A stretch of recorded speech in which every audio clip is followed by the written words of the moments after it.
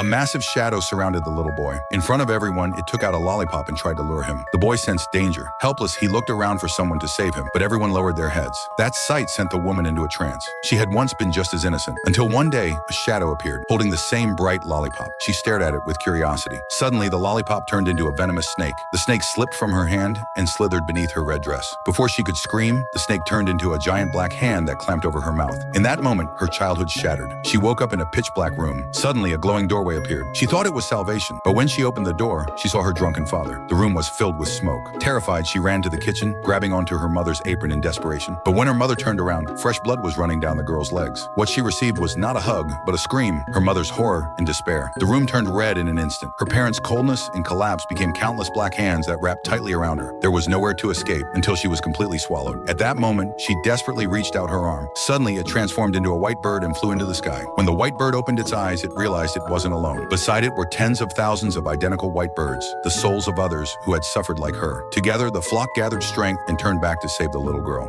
When the demon tried to lift her again, the white birds charged without hesitation and shattered the demon. A massive force pulled her back to reality. She lunged forward and seized the demon's wrist, sending the lollipop falling to the ground. Her eyes locked onto the demon with unwavering resolve. Then she finally said, No.